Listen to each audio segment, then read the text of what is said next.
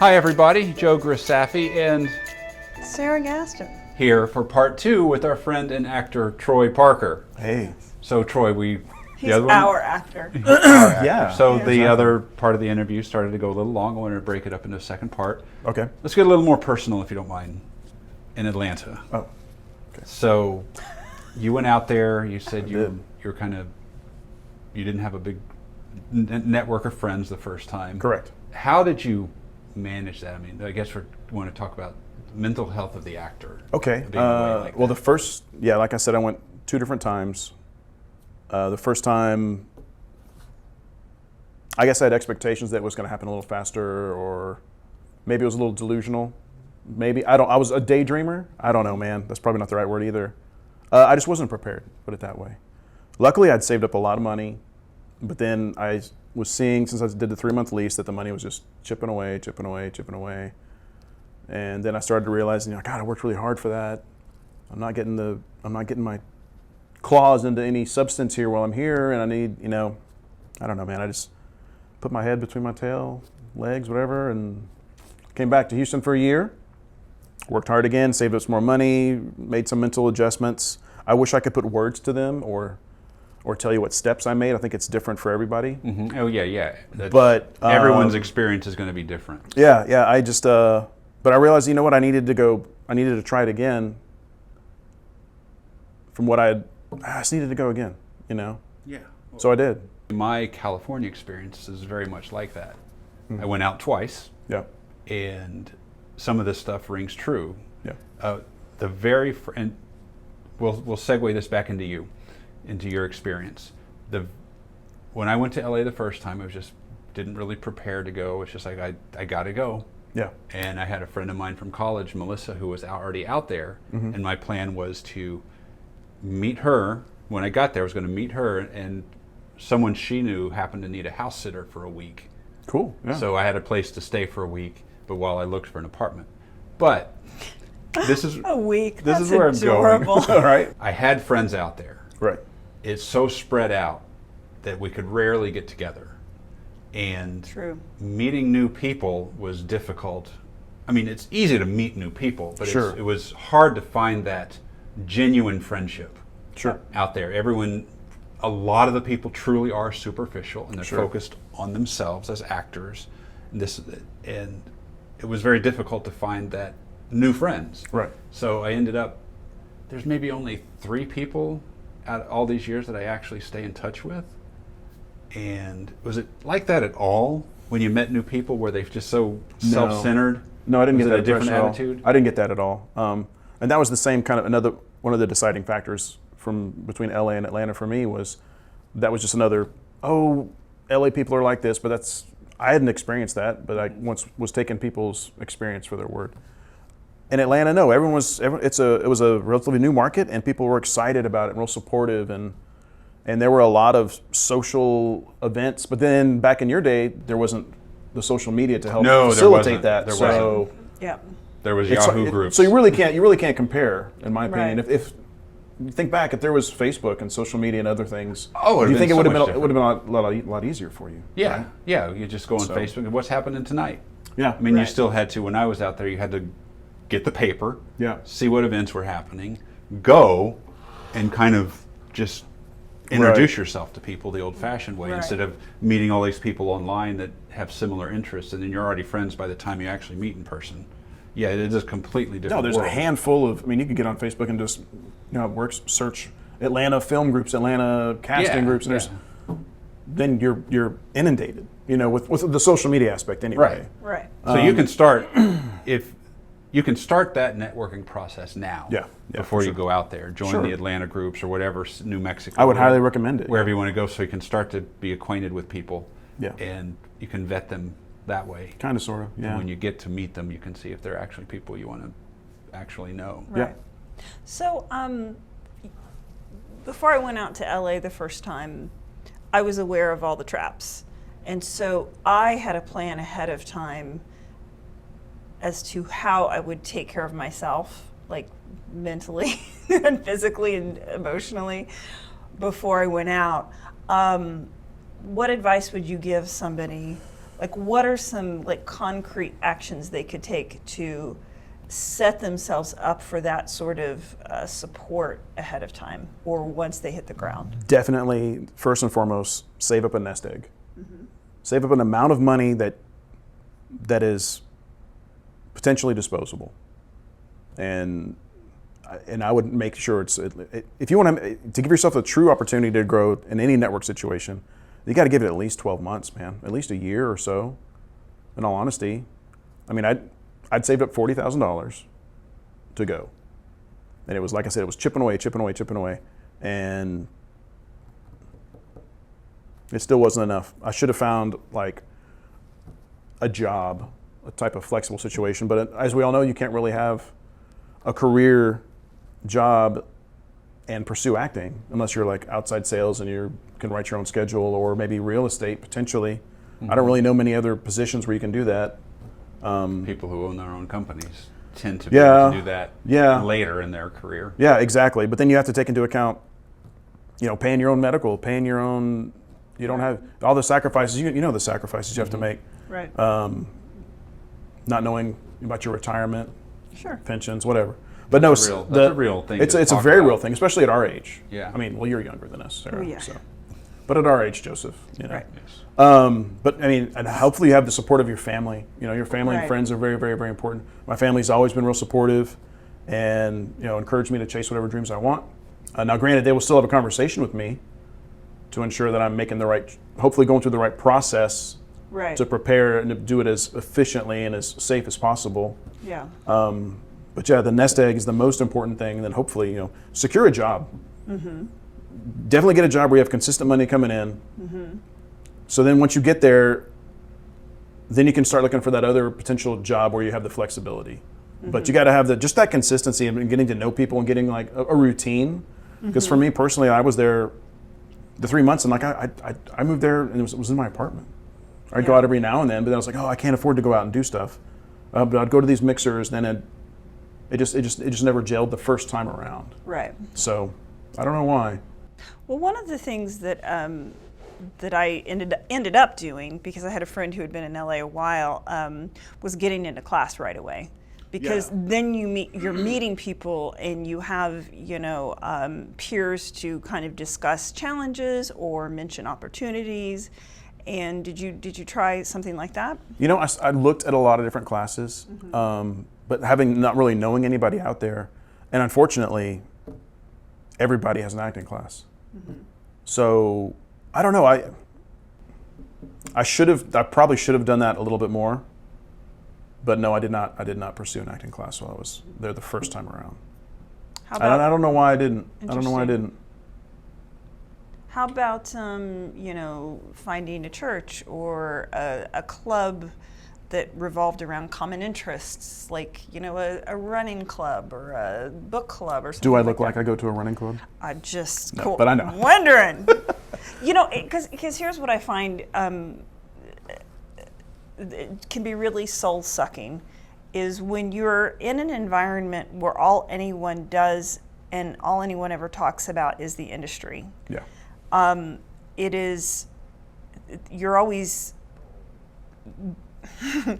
putting out, right? Yeah. You're not getting a lot back. That's So very, you very got to true. find other ways to replenish and nourish and sort of give back to yourself, Yep. whether it's through social groups or, some sort of activity that you like. For me, it was, finding as many opportunities to explore and be out in nature and like visit national parks Sure, and go hiking sure. and paddleboarding and things like that.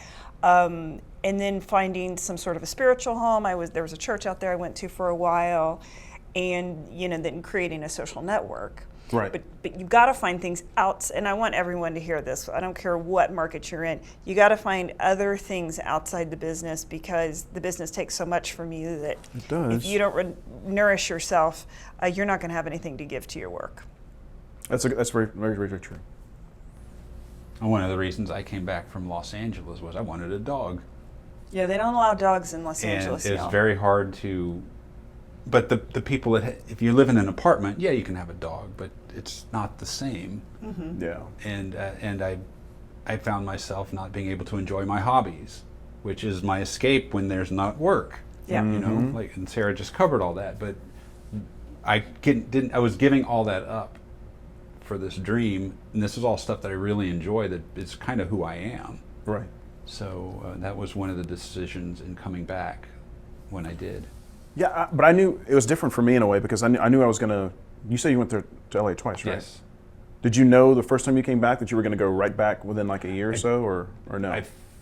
I kind of, the scenario, the timeline was this. I was out there, and I did a lot of introspection when I was out there, like Same. studying film and who becomes successful out there. And I remember writing a really long essay of these are the types of people that generally are successful out there. Sure, you got the people who have that lucky break, Yeah. but it was a list of like people who become successful doing something else, and that included professional athletes. It wasn't The Rock at the time, but now he's an example of that. He became famous as a wrestler, which translated into an acting career. Oh, yeah, Then you as a had megastar. Yeah. Then you had, I focused on like Kevin Smith and Robert Rodriguez, love who just Kevin did their own thing, Right. and got it in front of the right people. But you also had the nepotism when you're talking about the Barrymores and the endless list of people who are just born into it, the royalty, Right. whether they're known or Yeah, not. yeah. There's a lot of that going on. Well, sure, And- but and- that's an Indian. yeah, Indian- yeah. Well, sure, Indian but this was industry, as yeah. an actor. These are the things I thought of, and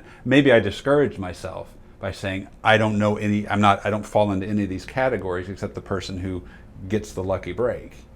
And I decided the first time, okay, I also studied filmmaking. I'm an actor, but I also studied filmmaking. So I'm going to go home and make a film. Right.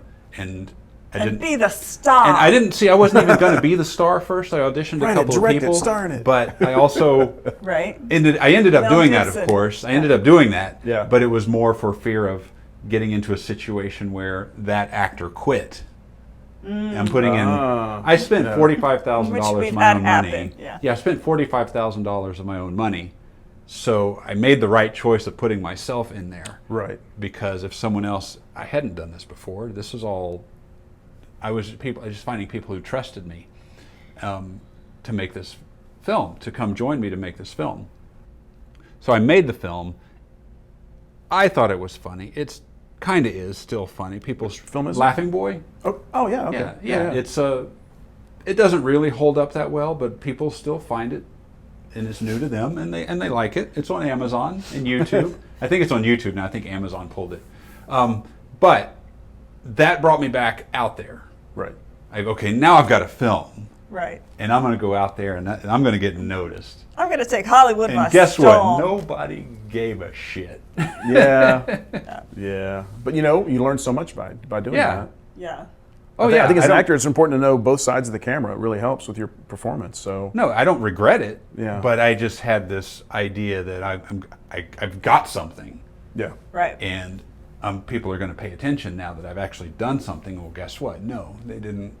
It didn't mean anything going out there. Right. Well, it means something to us, Joe. I know, but my point is, don't. Means something to Troy. Yeah, It does. and that means It's a lot to nothing me. But my point What's it called? is, I got to watch it. you got to have a realistic approach to, that. You do. Yep.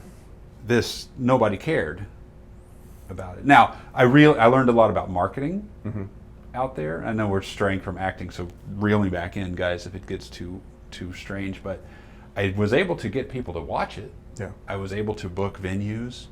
I'd call nightclubs. I'd look in the paper. I'd study the paper where screenings were happening, and I'd call and reach out. And quite often they would say, "Yeah, sure, bring it out. We'll have a night to show your Sure, film. We'll sure. show it at the cafe." Yeah, so it was great, a great marketing lesson to see that I could actually do this in a city where nobody knows me. Yeah. Well, that says a lot right there. Yeah. But back to the acting thing, unfortunately, there's not a 10 steps to becoming a successful Right. actor. Everybody's Or you'll be an journey's actor different. or it's not like, take 4 years of undergrad, then go to medical Right. school, then do your what's it called, your residency, Yeah. and you'll be a practicing doctor after 12 years or something. We don't have a corporate ladder. No, No. there's no template, and it's dynamic for everybody. Yeah. It could be tomorrow, it could be never, and most likely the reality is it's going to be never. But it's a game that you can't win if you don't play. Right. Right. And that's the only way I can rationalize the bravery you have to chase something Oh, that we, no. that we Anyone knew. who even tries So- this is very brave. Well, and I think you also want to look at like what is your definition of success? You know, one of the conversations that I'll have with young actors is, you know, I'm young. is Go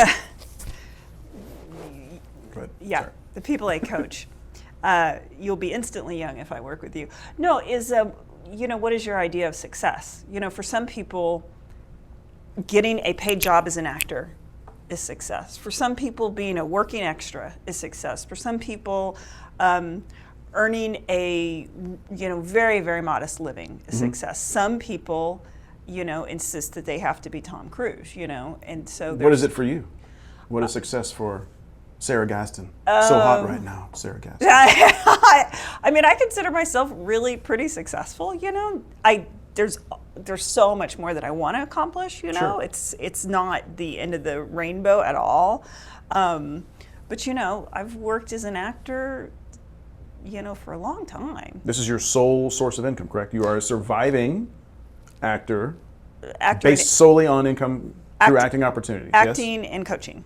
There you go. That's what I would desire my success to be, would be to make a living off of the facets around Yeah. film and television and acting. Yeah. That's my desire. Yeah. And it's, you know, it's what you're talking about. I've done like a lot of the corporate role playing stuff, Yeah. you know. Yeah. Oh, I yeah. do Industrials, you I name do it. stuff for medical schools, you know, so I've done like every piece of it. But yeah, I mean, I don't have another job.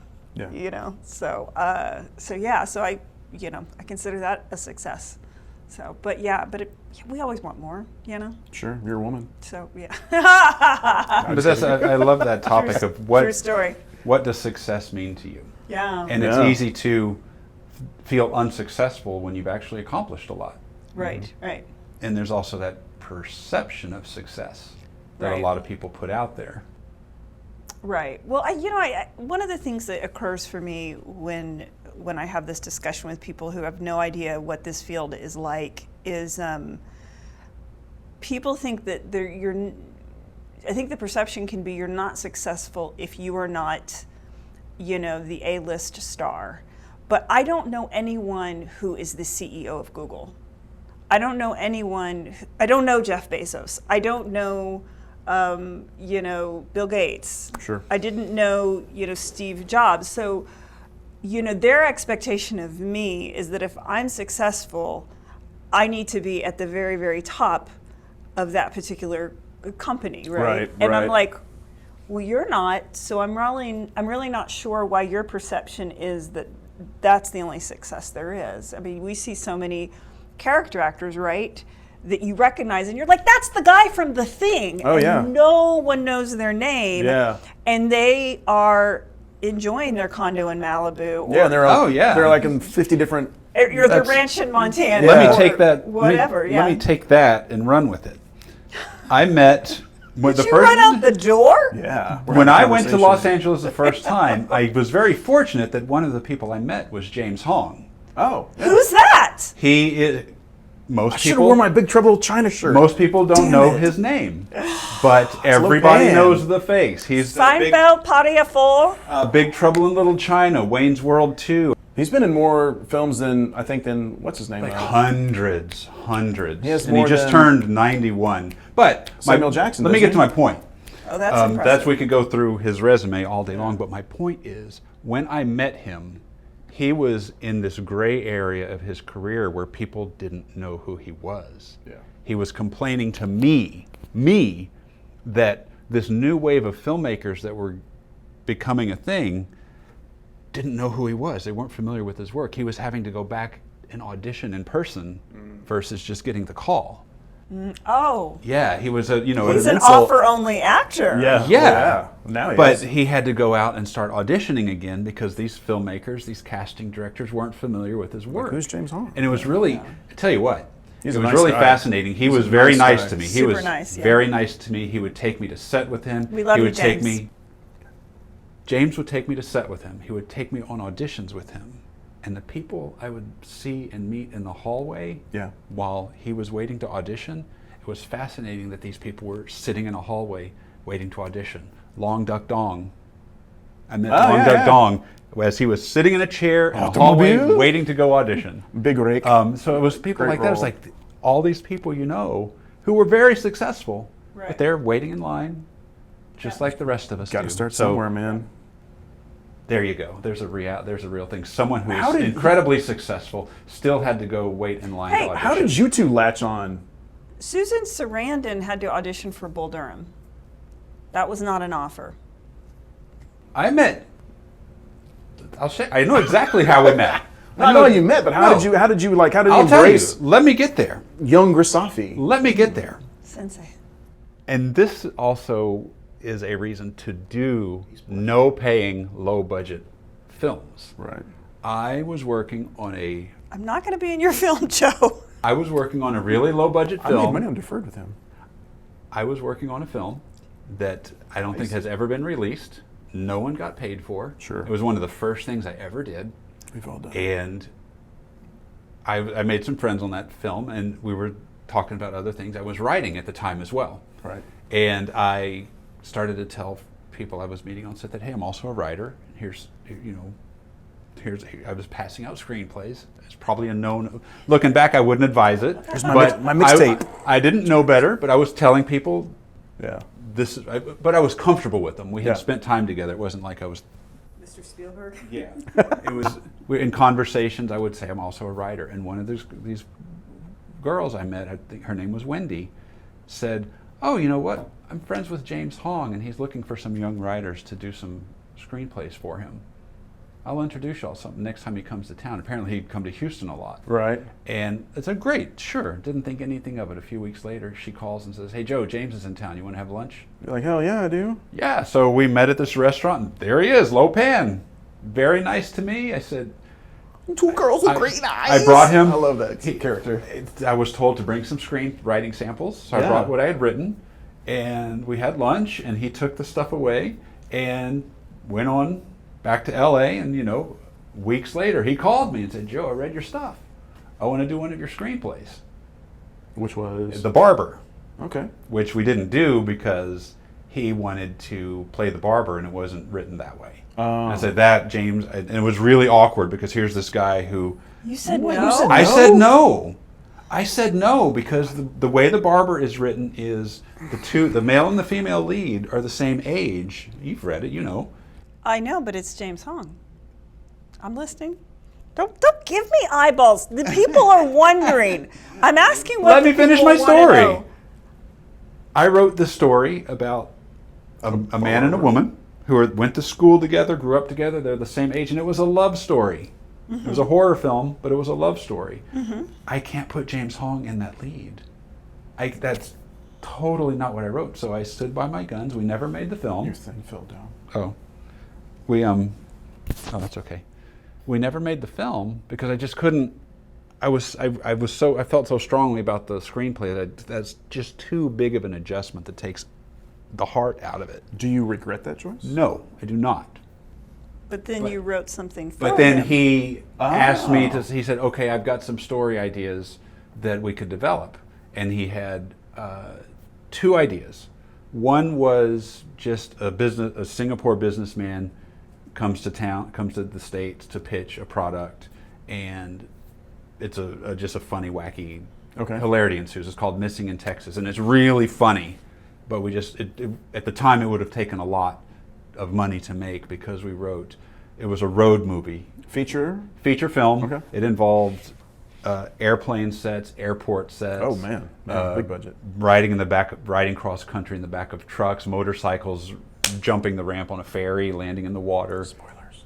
Yeah, it's never gonna. And by the way, this is a story for another day and another video, which is the ambitions of a young filmmaker Yes. who wants to do all the bells and whistles and has no idea what that budget looks like. That's absolutely a conversation we should have.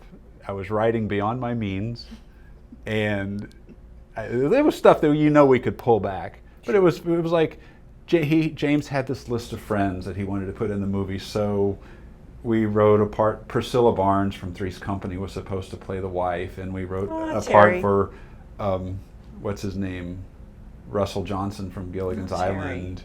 Who was the professor? Oh, I love the professor. And Wait, who my was third Priscilla favorite Barnes? character. she was it Terry. It was Terry. Yeah, Okay. the second blonde, I believe. Yeah. And other faces you would recognize. Sure. Adam West. Oh, He wow. knew Adam West, and we were going to have Adam West as in it. You would have had like It would have been like a dream movie right out of the all gate. the and it's cult been a now classic, they're I guess. gone. Right, But it's right. like it was. Joe. I had. Joe. But then we wouldn't be here now with him. So Right. That's Yeah, Thank we would you. have. Thank you for Yeah. failing, Joe, and being with And us. he had another story. He had access to an alligator farm in Florida. Oh, wow. And that's all I was given. So I wrote with my friend Lonnie Reeves, who also helped me with Missing in Texas. We wrote Alligator Man, another script that I made personal, but with James in Lonnie, mind. who was in, or wasn't he in Death and a Salesman? He was the salesman. Yeah. Yeah. Yeah. Oh, wow. So what James did for me, I considered him a friend out there because he would include me Yeah. in things. He'd go out to eat and introduce me to other people and take me to set, like I said, the auditions. But he treated me like a friend. He treated me like an equal. He never looked down at me. So he gave me the confidence, not as an actor, but as a writer. Yeah. He really gave me that boost. So here's Lopan Wow. asking me to write screenplays for him. Do you think if you both were in the same room, he didn't know you were coming, you think he would recognize you? Absolutely. Yeah. We had lunch with Absolutely. him when we were out Like in LA. 4 years ago. Oh, wow. Yeah, 5 years ago. That's yeah. awesome. Yeah, and Yep. and I can pull this picture and I'll put it in the interview if I remember to. But we met James out there to just to reestablish a relationship. It was like years hadn't passed. It was like we just talked the day before. That's so cool, It was man. really cool. And when That's we so got to cool. lunch, He's such a great guy. I told him, you know what, James, I'd really like to make Alligator Man. James wanted to direct. When I was writing for James, he wanted to star and direct. Right. And we sat down with him, and I said, James, I still really believe in this screenplay. I'd like to do Alligator Man, but at this point in my career, I'd like to direct it, and I'd like your blessing. And he was hesitant, but he's up there. The Yeah. reality is, Yeah. It's exhausting. It's gonna. I was his assistant director on a Shannon Tweed movie called Singapore Sling. Oh, wow. Yeah, so I've had that experience What's with up, him, Joe? and I ended up. What's that, bitch? He only had like 6 good hours in the day before he had to Hashtag go. Me too. He had to go rest, and the Yeah. reins were handed over to me. So I directed a lot of the movie. Oh, wow. I didn't ask for credit, Yeah.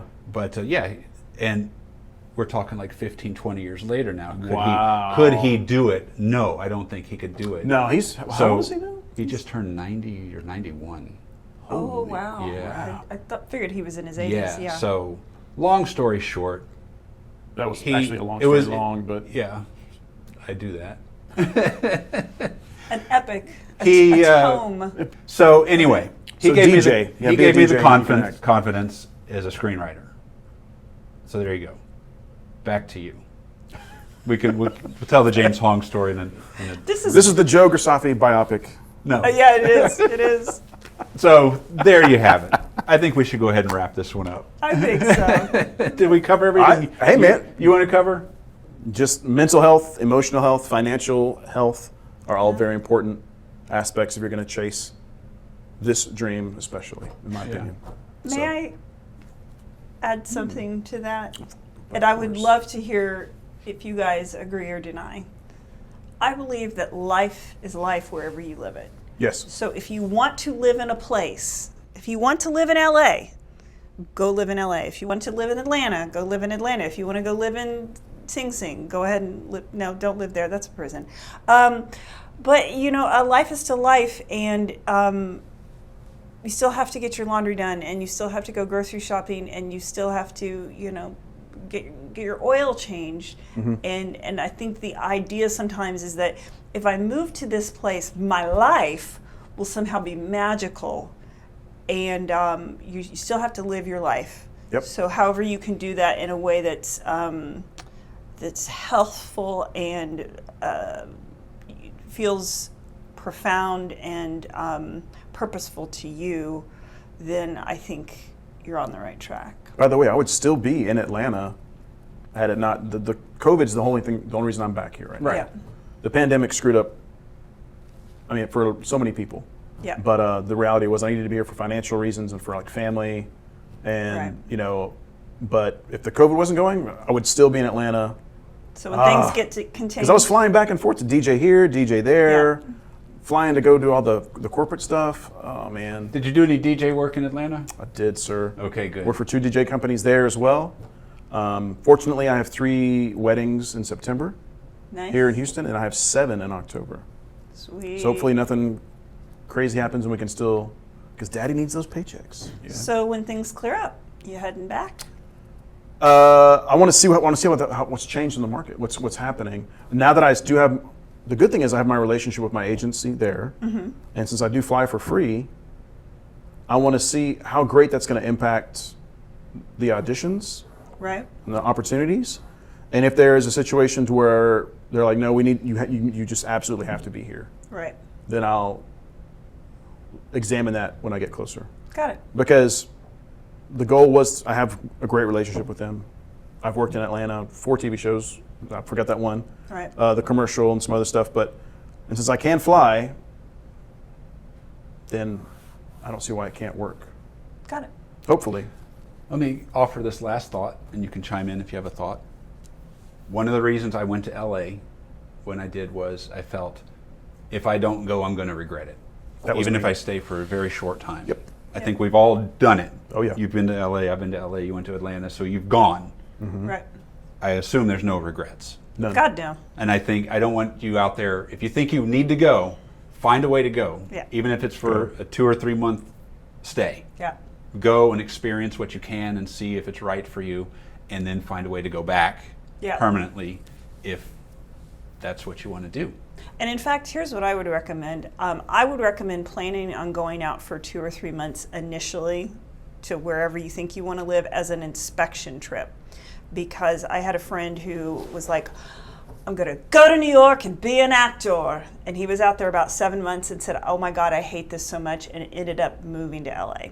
So I think it makes sense before you make the big move, go out there for an inspection trip, decide if you want to even be in that world, because it is going to be a different world once you get out there. And then with that smaller commitment, first of all, that may be easier for you to stomach, right? Rather than I'm burning all the bridges and I'm never coming back. And also it'll give you an idea of how to maybe plan when you go back for your more extended venture, should you decide, this is where I need to be. But it's an expensive decision to obviously move across country, It is. only to Oh my find God. out either that you're woefully unprepared or that you just, it's not the place for you. And I know lots of actors who've gone to Chicago and Seattle and all different places thinking, I'll be happy there. That's where the action is, and they get there and life is still life. Yeah. You got to go where the opportunities take you. So. Yeah. Yeah. Okay, so thank you, Troy, Hey, man. for joining Yeah. us. Joseph, absolute pleasure. Hi. We can't shake because No, I'll shake. I just, We can sanitize. no more tongue kissing. no more? Oh, because Joe's here. All right, guys, thank you so much for joining us. The usual, like and subscribe. Sarah's got a channel we'll link to as well. Yeah. Troy, are you on YouTube? We'll get all, I am, and check out my merch that I don't have. yeah, no, we'll get all your social Yeah. media stuff Thanks, and brother. put it Yeah. in the comment section Yeah. so people can keep up with you. Thank you so much. Hey, man, very, thank you. Very insightful. Yeah. I think this is very informative for people. And I enjoyed hearing about all your adventures. Yeah. Thanks. I enjoyed hearing about them for the 100th time. No, it was fascinating. It Yeah, really very is. supportive. Oh, come on now. I am so supportive of you, and you know. know that. That was a joke, y'all. That was a joke. Love this guy. Thank Love you this all for guy. watching, and we're going to do some more of these interviews with our actor friends. Your mileage may vary, maybe that's what we'll call it, and everybody's experience is going to be different, and that's Yes. the important thing. Everyone's journey is different. You're going to learn a little bit from everyone we talk to, whether it's a little bit or a lot. Yeah. Okay. A little Do bit. your due diligence before Yes. you get on a project. Find out who the DP is. Look at their stuff. Is your time is valuable. It's not always about, you're going to get great exposure with my film. Talk to people. Make sure they know what they're Talk to doing. people. Don't succumb. That's another conversation. Don't that we succumb should to the have. vampires that are out there that just want to bite into Yeah. your virgin. Let's talk about ego-driven Ego- yeah. choices Another in time. another conversation. Yes. Yes. Okay, guys. Thanks for watching. We'll see you later. Bye. Bye. Mwah.